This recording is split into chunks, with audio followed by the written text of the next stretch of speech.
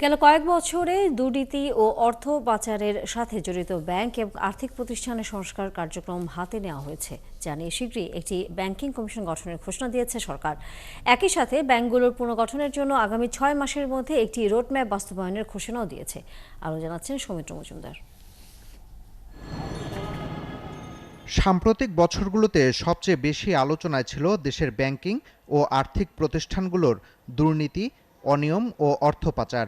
সম্প্রতি বেসরকারি গবেষণা সংস্থা সেন্টার ফর পলিসি ডায়ালগ সিপিডির পক্ষ থেকে এক সংবাদ সম্মেলনে জানানো হয়, ২০০৮ থেকে ২০২৩ সালের মধ্যে অর্থাৎ ১৫ বছরে ব্যাংকিং খাতে ২৪টি বড় ধরনের ঋণ কেলেঙ্কারির ঘটনা ঘটেছে। এসব কেলেঙ্কারিতে আত্মসাৎ হয়েছে ৯২,২৬১ কোটি টাকা।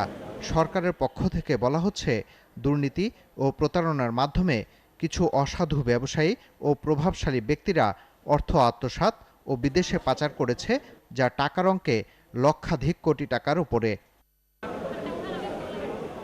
বুধবার প্রধান উপদেষ্টার কার্যালয় থেকে দেয়া এক সংবাদ বিজ্ঞপ্তিতে জানানো হয়, ব্যাংক ও আর্থিক প্রতিষ্ঠানগুলোর সংস্কার কার্যক্রম ইতোমধ্যেই হাতে নেওয়া হয়েছে। পুনর্গঠন করা হয়েছে ইসলামী ব্যাংক, সোশ্যাল ইসলামী bank, national bank, United commercial bank, global ইসলামী ব্যাংক ও ইউনিয়ন ব্যাংক। বাকি ব্যাংক ও আর্থিক প্রতিষ্ঠানগুলোরও সংস্কার কার্যক্রম শুরু হবে।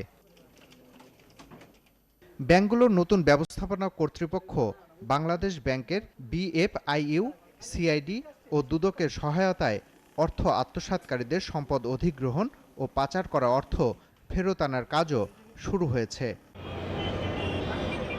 সরকার খুব শিগগিরই ব্যাংকিং কমিশন গঠনের মাধ্যমে প্রতিটি ব্যাংকের প্রকৃত চিত্র প্রকাশ করবে।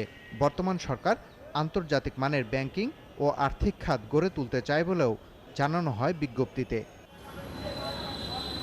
সৌমিত্র মজুমদার, ৭১, ঢাকা।